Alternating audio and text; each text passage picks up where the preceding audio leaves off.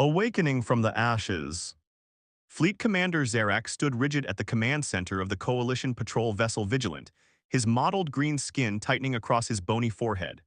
23 cycles of service had dulled the gleam of his ceremonial armor, but his reputation as the scourge of Sector 7 remained untarnished. His three-pupilled eyes narrowed as he studied the anomalous readings on the main display. Science Officer Naira, explain these energy signatures, he demanded, mandibles clicking with impatience. Naira, a slender cephalan with iridescent skin and large, thoughtful eyes, adjusted her sensor arrays. Unlike the commander, she had never witnessed the Great Purge, the war that had supposedly eliminated humans from the galaxy 3 centuries ago. To her, humans existed only in historical archives and propaganda materials. The signature appears artificial, Commander. It's emanating from the abandoned asteroid field near the prohibited zone. Her six-fingered hands moved gracefully across the console. Pattern suggests dormant technology activating in cycles, almost like breathing. Commander Zarak's facial ridges darkened, a sign of concern among his species. Salvagers, perhaps, or malfunctioning mining equipment left over from before the purge. With respect, sir, Naira persisted, the energy pattern doesn't match any known technology in our database, and it's growing stronger. Images flashed through Zarak's mind, memories of human warships that fought with terrifying determination, of warriors who continued fighting even when logically defeated. The Coalition Council had declared victory centuries ago, but veterans like him knew better. They had never found all the human vessels. Plot an intercept course, he ordered finally, maximum stealth protocols, and inform the crew we're entering restricted space. Hours later, the Vigilant eased through the asteroid field, maneuvering around massive rocks and frozen debris. Some fragments bore scorch marks from ancient battles. The Coalition had bombarded this system thoroughly during the final offensive, destroying the humans' homeworld and scattering their fleet. Energy source located, Naira announced, her voice hushed with awe, directly ahead behind that large asteroid cluster. As they rounded the formation, the ship appeared before them, a massive black vessel with faded red markings along its hull. Despite centuries adrift, it projected an aura of lethal purpose. Twice the size of the Vigilant, its sleek design spoke of both beauty and destructive capability. Magnify, Zarak whispered, his voice suddenly dry. The viewscreen zoomed in on faded lettering across the hull, HSS Phoenix. Phoenix, Zarak translated, a mythological human symbol of rebirth from ashes. His skin paled to a sickly yellow. This shouldn't be possible. The Phoenix was confirmed destroyed at the Battle of Procyon. I saw the reports myself. Naira's scans continued. Hull integrity at 67%, no life signs detected, minimal power readings from deep within. The ship appears to be in some form of hibernation mode. Alert Coalition Command, Zarak ordered, request reinforcements. No one approaches that vessel until. Commander, Naira interrupted, alarmed. Power levels are spiking, the ship is waking up. Deep within the human vessel, ancient systems stirred. In a sealed chamber at the core of the ship, data flowed through long dormant circuits.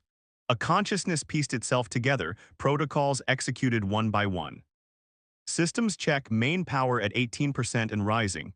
Life support activating in key sections, defensive capabilities at 23%. Crew status, 312 in cryostasis, vital signs stable. Mission parameters, protect survivors, rebuild, return. The ship's central AI, Autonomous Tactical Logistics and Strategy System, or ATLAS, had been modeled after the original captain's neural patterns. After centuries of dormancy, it assessed the situation with cold precision. External vessel detected, configuration matching Coalition patrol class, threat assessment, high, initiating emergency revival protocol. In cryogenic storage, frost began melting from a single pod marked Drake E. Captain. Inside, the first human to awaken in 3 centuries drew a shuddering breath. Meanwhile, aboard the Vigilant, Commander Zarak prepared a boarding team. Remember, this is human technology. Their ships were designed to be dangerous even when defeated. Touch nothing without scanning it first. What exactly are we looking for, Commander? Asked Security Chief Vex, checking his disruptor rifle. Information, Zarak replied grimly. How this ship survived where it's been hiding and confirmation that no humans survived. Naira spoke hesitantly. Commander, Coalition protocols suggest we attempt communication before boarding potentially active vessels. Zarek fixed her with a cold stare. There is no communication with humans, Officer Naira. Historical records are quite clear, they're savage creatures who understand only force. As the boarding shuttle approached, emergency airlocks on the Phoenix opened automatically. The team entered a cavernous docking bay illuminated by emergency lighting that activated at their presence. Atmosphere thin but breathable, reported Chief Vex. Temperature stabilizing, gravity systems functioning. The boarding team moved cautiously through the silent ship, their footsteps echoing. Sleek fighters and smaller vessels lined the bay walls, a small fleet within the larger vessel. Naira connected her devices to a nearby console. I'm detecting power fluctuations throughout the ship, Commander. Systems are activating as we advance. Can you access the ship's logs? I'm attempting to. Wait, Naira's brow furrowed. I'm encountering resistance, not exactly security protocols, but it's almost as if the ship is analyzing us, determining who we are. In the heart of the Phoenix, Captain Ileana Drake gasped as the cryopod opened. Disoriented and weak, she fought against waves of nausea as Atlas briefed her. Captain Drake, revival successful. You have been in cryostasis for 312 standard years. The ship has sustained significant damage but remains operational. We are currently in the Epsilon sector, within the former Sol system asteroid belt. Ileana's throat felt raw, her voice barely a whisper. The crew. 312 crew members remain in stable cryostasis. You were prioritized for revival due to current circumstances. Which are, she managed, fighting to focus her thoughts. Coalition forces have boarded the Phoenix. They are currently exploring Deck 7. Based on intercepted communications, reinforcements are en route, including a vessel commanded by General Draken. Fear and anger surged through Drake. Draken, the butcher of New Terra. Even after 3 centuries, the name evoked visceral hatred. The status of ship defenses. Limited but functional. Internal security systems are online. I have maintained stealth protocols while monitoring the boarding party. Drake forced herself to stand, muscles screaming in protest. Begin revival sequence for Chief Engineer Talon and Security Director Reeve. We're taking back our ship. Aboard the Vigilant, Communications Officer Leth received an encrypted transmission. Commander Zarek, priority message from Coalition Command. General Draken has diverted his flagship to our position. He's claiming jurisdiction over the human vessel. Zarek's scales rippled with concern. General Draken, head of the Coalition's Advanced Weapons Division, was not known for subtlety or mercy. His presence suggested this discovery was far more significant than a simple derelict. On the Phoenix, the boarding team reached the central cryogenic storage facility, a vast chamber filled with hundreds of sleek pods. Most appeared inactive, their occupants long dead, but several dozen glowed with soft blue light. Life signs confirmed, Naira reported, unable to hide her excitement. Multiple stasis pods are active and occupied. Impossible, Zarek breathed. No species can survive cryostasis for 3 centuries. Apparently humans can, Naira replied, scanning the nearest pod. The readout displayed vital signs and identification. Talon, our chief engineer. Open it, ordered Zarek. Chief Vex worked on the controls. Sir, according to these readings, this pod was active until moments ago, but now it's... The pod slid open, empty. Alarm klaxons suddenly blared throughout the ship. Emergency bulkheads slammed shut, separating the boarding team into isolated groups. What's happening? Demanded Zarek, drawing his weapon. In the auxiliary control room, Captain Drake watched the monitors with Chief Engineer Talon and Security Director Reeve. All 3 were pale and unsteady but determined. They've split up, observed Reeve, a tall woman with close-cropped silver hair. Tactical advantage ours. Atlas, Drake ordered, execute Defense Protocol Omega, and open a ship-wide channel. Throughout the Phoenix, lights dimmed momentarily before brightening.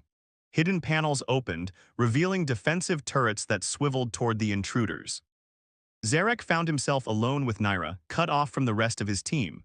Before he could issue orders, a voice echoed through the corridor, a human voice. This is Captain Ileana Drake of the HSS Phoenix. You have boarded my vessel without permission. This was unwise. Zarek raised his weapon instinctively. Humans were confirmed extinct. Identify yourself properly. We're very much alive, Commander Zarak, Drake replied, her voice gaining strength. Your coalition tried to exterminate us, but you failed. And now you've made a critical error. You found us before we were ready, but you've also woken us up. Naira studied her scanner, confused by readings that contradicted everything she'd been taught. Commander, I'm detecting more life signs activating throughout the ship. I think they're reviving more crew members. On the command deck, Drake reviewed the ship's status with her officers. Atlas, what's our strategic situation? Coalition reinforcements expected within 12 hours. General Draken commands the approaching vessel. Current boarding party, 17 individuals now contained in separate sections of the ship. Engineer Talon, running diagnostics on ship systems, looked up with concern. Captain, main engines remain offline. We're at 23% power, enough for internal systems and point defense, but not enough to break orbit or engage in sustained combat. Security Director Reeve studied tactical displays. Recommendation: hold what we have, continue revival operations, and prepare for Draken's arrival. Drake nodded, a plan forming. Atlas, identify the coalition officer designated Naira. Access their personal files. Science Officer Naira is Cephalan, age equivalent 28 Earth years, specialized in xenobiology and historical research. Recent searches include Human Coalition war causes, historical discrepancies in Great Purge accounts, and ethical implications of species extinction. A thin smile crossed Drake's face.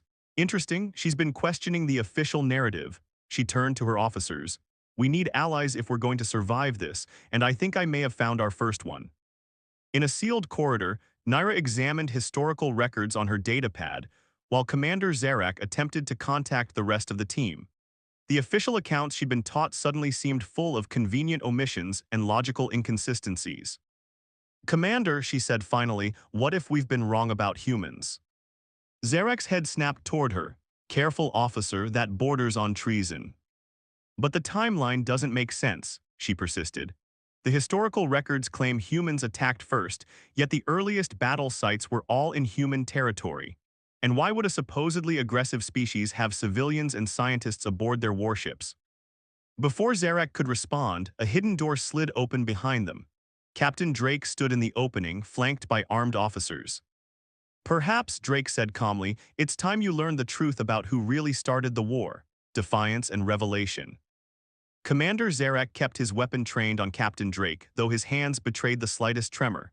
The human stood before him, an impossible survivor of a war long considered finished. Behind her, two more humans waited, expressions guarded but resolute. Your lies won't change historical fact, Zarak said, mandibles twitching. Humans struck first. The coalition merely defended itself. Drake's expression hardened. Is that what they've been teaching for 3 centuries? Convenient revision, she gestured to Naira.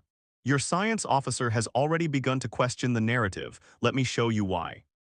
Security Director Reeve tensed. Captain, they're dangerous. We should contain them like the others. No, Drake replied. If we're going to survive what's coming, we need to change minds, not just win battles. She fixed her gaze on Naira. You seek truth, don't you, science officer? Naira stepped forward despite Zarak's warning hiss. The historical records show inconsistencies I cannot reconcile, if you have evidence. Atlas, Drake called out. Access Historical Archive Phoenix Prime. Display coalition battle plans dated 3 months before the official start of the war. A holographic projection appeared in the corridor between them. Strategic maps showed coalition fleet movements encircling human colonies, troop deployments, and resource allocations, all bearing dates that predated the supposed first human attack.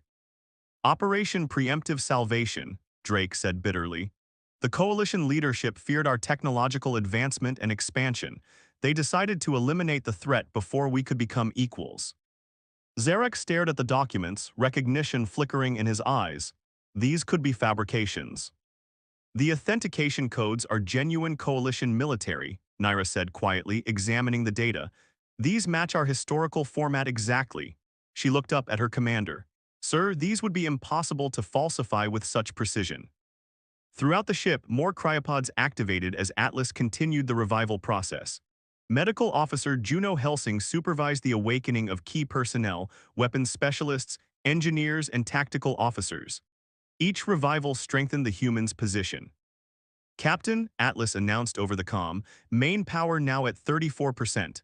I've detected coalition reinforcements on approach. General Draken's flagship Retribution will arrive in 8 hours 43 minutes.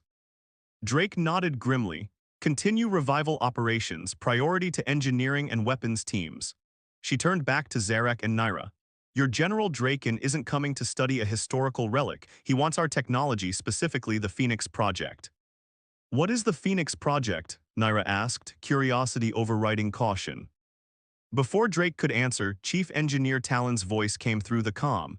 Captain, engine core is stabilizing.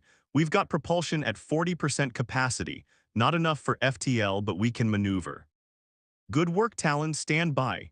Drake studied Zarak and Naira. I'm offering you a choice, Commander. You can remain our prisoners until this plays out, or you can help us prevent another genocide. Zarak's scales flushed dark with anger. You expect me to betray 3 centuries of coalition history on your word? Not on my word, Drake replied. On the evidence, she nodded to Naira. Your officer has already seen enough to question. What about you? Aboard the approaching coalition flagship Retribution, General Draken reviewed the initial reports from Commander Zarak with growing excitement. His elongated fingers tapped against the console as he addressed his senior staff. The legendary Phoenix, intact and with surviving humans, he said, yellow eyes gleaming. This is beyond our expectations. Vice Admiral Thorne, his second-in-command, appeared less enthusiastic. General, if humans have truly survived, the Council must be informed immediately. This changes everything we thought we knew about the Great Purge. The Council will be informed, Draken said dismissively, after we've secured the vessel and its technology, particularly the rumored Phoenix Project. Sir, Thorne ventured carefully, the historical accounts indicate the Phoenix Project was theoretical, a weapon of last resort that was never completed. Draken smiled thinly. The historical accounts also claimed all humans were eliminated. We've maintained the quarantine around their former territories for 3 centuries precisely because we feared survivors. And now we've found them. Back on the Phoenix, Captain Drake led Naira through the ship's memorial hall, a long corridor lined with holographic displays showing Earth and human colonies before their destruction. The images shifted between peaceful cities and the same locations in ruins after coalition bombardment.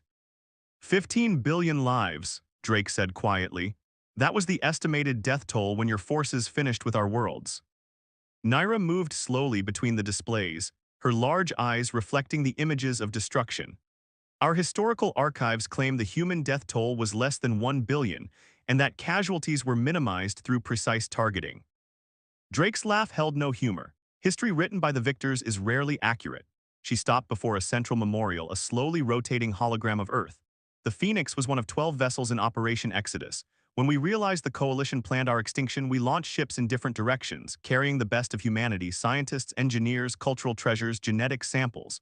We were to find safety, rebuild, and one day reclaim what was taken from us. And the Phoenix Project, Naira asked. Drake studied the alien scientist. Not what General Draken believes. It's not a weapon, it's a preservation system, the means to ensure human survival even if all our ships were discovered and destroyed. In the engine room, Chief Engineer Talon worked frantically with his revival team to restore full power. The massive antimatter drive core pulsed with increasing energy as ancient systems reactivated. Conversion efficiency at 67% and climbing, reported Engineer Quan, her hands dancing across controls.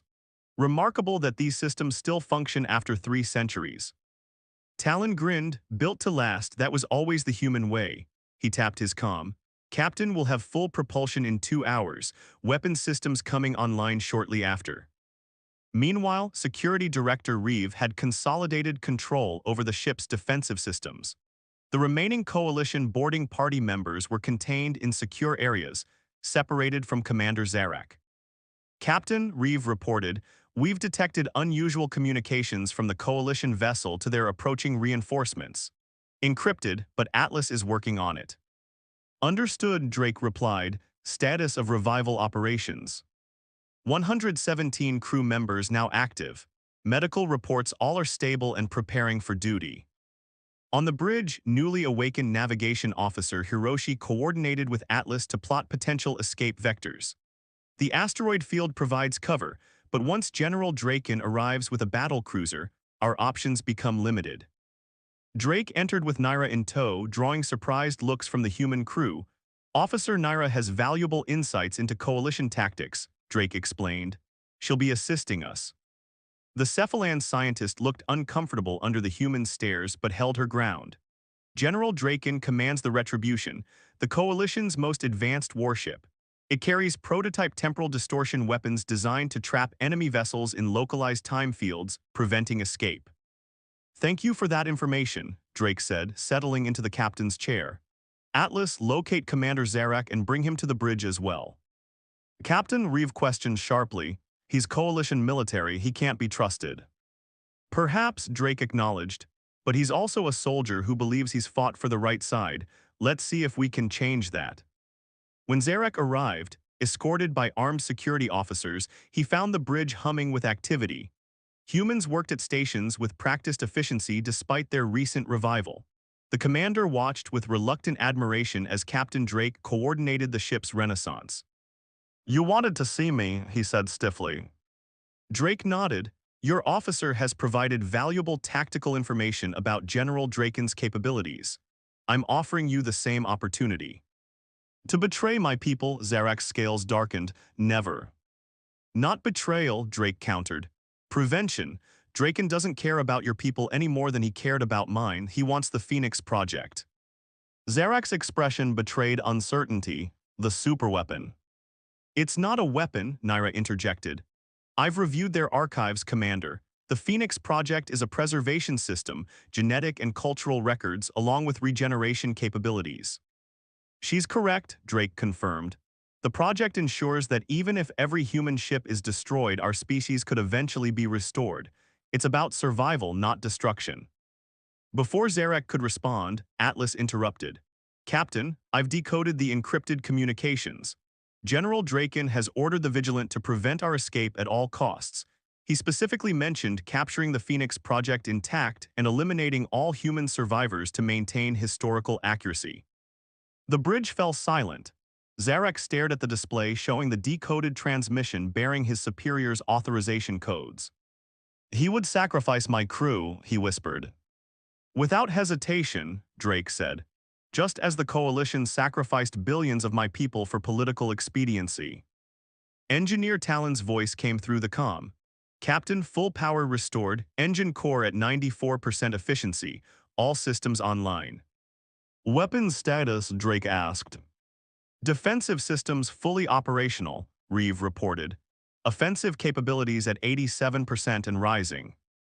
Drake stood, addressing her crew. "This is the moment we prepared for. For 3 centuries the Phoenix has waited. Now we awaken not just our ship but the truth." She turned to Zarak. "Commander, you have a choice to make. Stand with historical lies that benefit only those in power or help us prevent more senseless destruction." Zarak looked at Naira, then back to Drake. "What would you have me do?" "Contact your vessel. Tell them to withdraw to a safe distance. Then transmit the historical evidence we've shown you to every Coalition world. The people deserve to know what really happened." "They'll brand me a traitor," Zarak said. "They'll call you a truth-teller," Naira countered.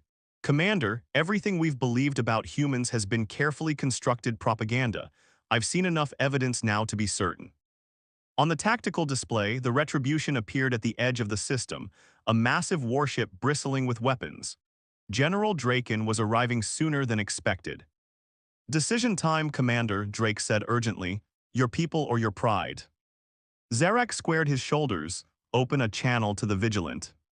As Zarak transmitted commands to his vessel, the Phoenix's engines roared to life for the first time in centuries. The massive ship pulled free from the asteroid field, its hull gleaming as armor plates shifted and weapons ports opened. "General Draken is hailing us," Communications Officer Okafor reported. "On screen," Drake ordered. General Draken's elongated face appeared on the main display, his yellow eyes narrowing at the sight of humans manning the bridge. "This is impossible," he snarled. "All humans were eliminated." "Evidently not, General," Drake replied calmly. "This is Captain Ileana Drake of the HSS Phoenix. We are departing this system with the truth about your genocide against our people." Commander Zarek has already begun transmitting historical evidence to Coalition worlds. Draken's expression contorted with rage. "Zarak, you fool," he turned to someone off-screen. "Target the Phoenix and the Vigilant, no survivors, no evidence." Sir Vice Admiral Thorne protested audibly, "Firing on our own vessel is." "Do it now," Draken roared. Drake's voice remained steady. "General, we don't seek revenge, we seek justice and recognition of what happened. Lower your weapons."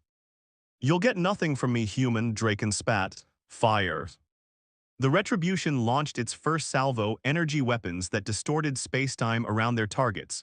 The Phoenix shuddered but held firm. "Temporal shields holding," Reeve reported. "Damage minimal." Drake nodded to Zarak. "Your crew." The commander checked tactical displays. "The Vigilant has taken damage but withdrawn to safety. They're continuing the transmission." "Captain," Atlas announced, "I'm detecting unusual energy signatures throughout the system. Quantum fluctuations consistent with FTL emergence points." Space rippled around them as massive ships appeared, vessels with designs similar to the Phoenix but each unique. One by one, they positioned themselves between the Phoenix and the Retribution.